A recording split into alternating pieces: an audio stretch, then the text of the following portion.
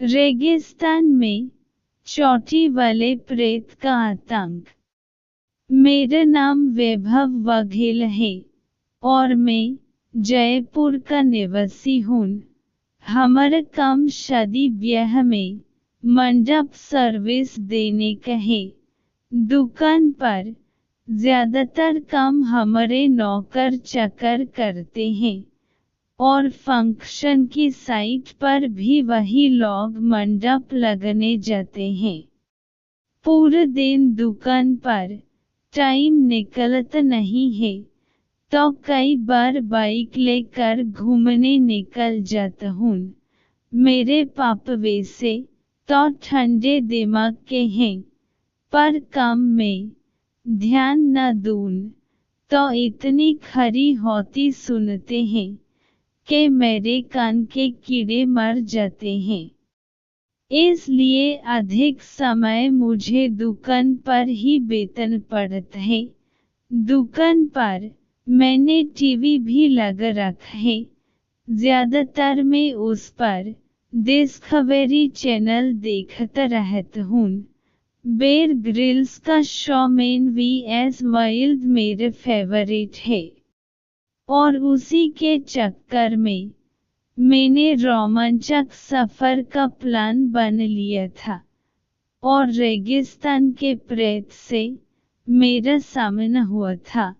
उस भिड़ंत में मैं और मुन्ना मरते मरते बचे थे।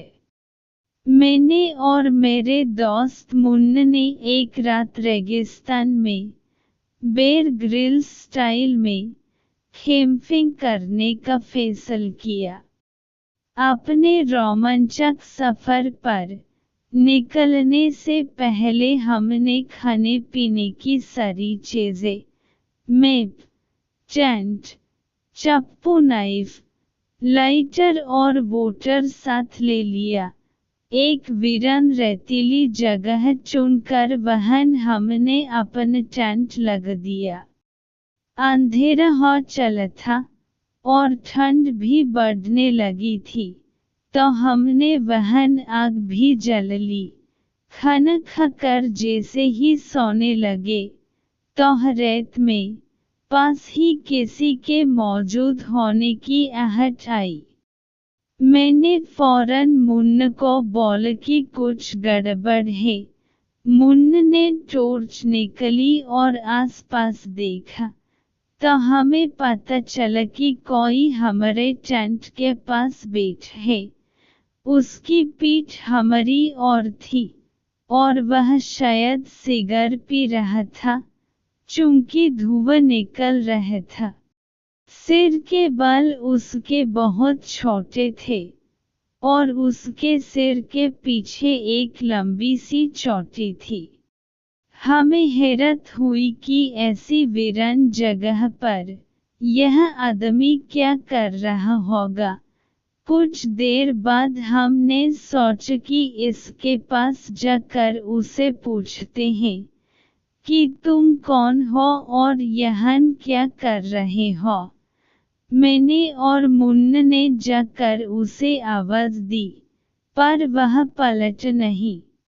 हमने फिर से उसे आवाज देकर पूछा कि आप कौन हैं। इस बार उसने हमारी ओर देखे बिना ही अपनी मुट्ठी में रेत भरी और पीछे हमारी ओर फेंकी। हमें लगा कि शायद यह कोई पागल सरफेरा इंसान है। हमने दोनों ने वापस टेंट में जाने में ही अपनी भलाई समझी।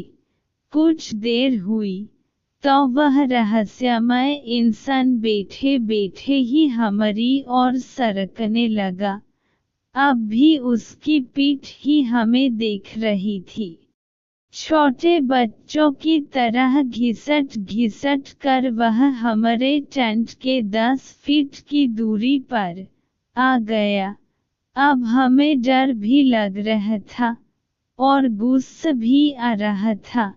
मुन्ना ने उसे फौरन ललकार कि यहाँ से सीधी तरह से जाता है कि मार खा कर ही जाएगा। हमारे पास हथियार भी है, कुछ गड़बड़ की तो जान से जाएगा। मुन्ना की धमकी सुनकर वह आदमी धीमी आवाज में हंसने लगा। अब तो मेरा भी सब जवाब दे गया था। मैंने मुन्ना से कहा कि तू इसको दाएं से घेर और मैं बाएं से घेरत हूँ। साले को घसीट घसीट कर मरेंगे। रेत उड़ते है न, आज इसकी हैकड़ी निकाल देते हैं। जैसे ही हम उसकी दोनों ओर से उसके मुंह की तरफ गए, हमारे होश उड़ गए।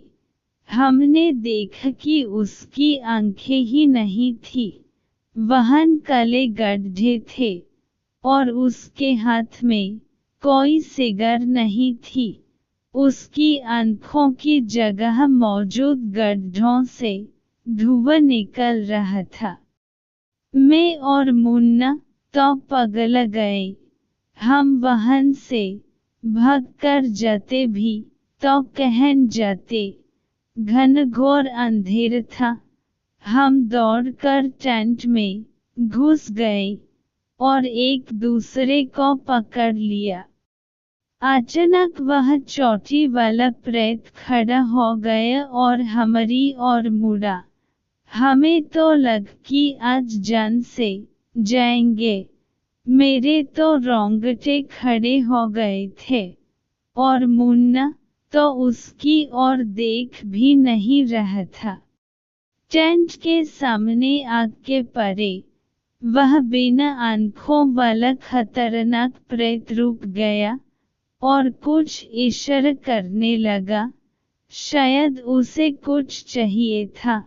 मैंने गौर किया तो मुझे समझ आया कि उसे टेंट में पड़ी चादर चाहिए थी।